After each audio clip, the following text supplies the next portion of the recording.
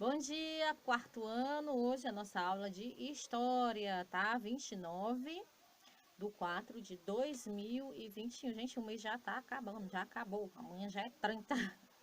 Eita! Vamos lá. Páginas 247 a 251, indígenas lutando por suas terras. Você já parou para pensar por que é importante reconhecer as terras dos indígenas? Por quê? Ter seu espaço reconhecido permite aos indígenas manter seu modo de vida tradicional e preservar sua cultura.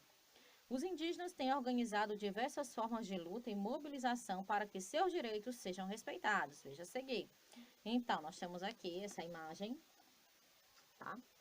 Que fala o seguinte: nos últimos anos, muitos indígenas têm organizado protestos em defesa da demarcação de terras. Na imagem, indígenas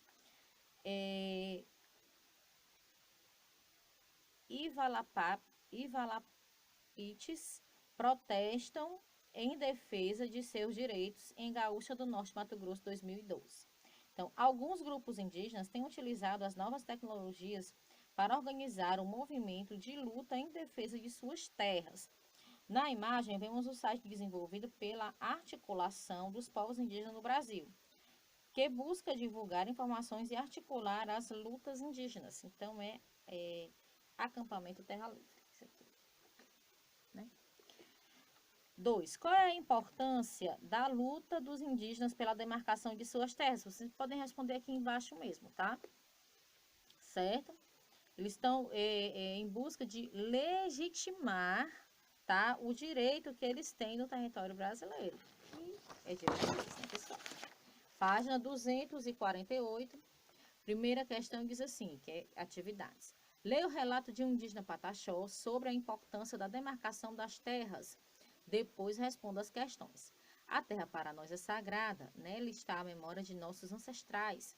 Por isso, exigimos a demarcação de nossos territórios indígenas, respeito às nossas culturas e às nossas diferenças, condições para sustentação, educação, saúde. Eles não estão exigindo nada além do que é o direito deles e de todos nós, né? Então, de acordo com o relato, por que a demarcação de terras indígenas é importante? Então, o relato de Matalauê afirma que a demarcação é importante porque a terra é sagrada para os indígenas. Além disso, só com acesso às terras indígenas tem condições para a sua sustentação, educação e saúde. Eles querem tudo isso, né? Como eu já falei, é um direito deles e um direito de todos nós, cidadãos brasileiros. Então, B. De que forma os povos indígenas têm se mobilizado para lutar pela demarcação das terras? Como mostra a imagem, os indígenas têm organizado protestos para defender seus direitos à demarcação de terras. Em sua opinião, a demarcação das terras é importante? Por quê? Vocês podem aí responder aqui embaixo, tá? Página 249, o Brasil dos Engenhos. Então, a partir de 1530, os portugueses passaram a cultivar cana-de-açúcar no Brasil. Para a produção de açúcar, por muitos anos, essa foi a principal atividade econômica desenvolvida na colônia. Então, naquela época, o açúcar era um produto raro e muito apreciado na Europa. Por isso, era vendido a preços elevados, gerando altos lucros. Então, o local de produção açucareira era chamado engenho. Então, observe a pintura a seguir. Gente, do lado tem esse quadrado amarelo falando sobre colônia. Então, o que é a colônia? É um território que é ocupado, administrado por outro país. O Brasil, por exemplo, foi colônia de Portugal durante cerca de 300 anos. Portugal que mandava em tudo aqui. Então, até 1800, né, de 1500 a 1800, com 300 anos, né, sendo governado pela coroa portuguesa. Então, a gente tem aqui o engenho, tá, gente? Então, etapas da produção de açúcar em um engenho. Aquarela produzida por Franz Postes em 1640, era mais ou menos assim. Então, a monocultura. O cultivo da cana para a produção de açúcar foi por muitos anos a única atividade agrícola praticada em larga escala na colônia. Chamamos esse tipo de cultivo exclusivo centrado em um único produto de monocultura, ou seja, era cana de açúcar, né? Que era um produto muito apreciado e muito caro. E aqui tinha e ainda tem, graças a Deus, em abundância, né? Página 250, meus amores. Muito bem, a mão de obra africana, né? Então, os portugueses trouxeram da África muitas pessoas para trabalhar em condições de escravos nos engenhos. Então, as pessoas escravizadas vinham em condições desumanas e não tinham nenhum direito. Então, com o tempo, o regime de escravidão passou a ser adotado também em várias atividades na colônia, como na mineração, nos ambientes domésticos, no comércio e em diversas funções nas cidades.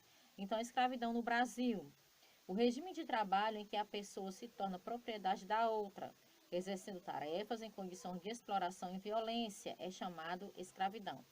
No Brasil, milhares de indígenas e africanos foram escravizados em um regime que durou cerca de 300 anos também, né?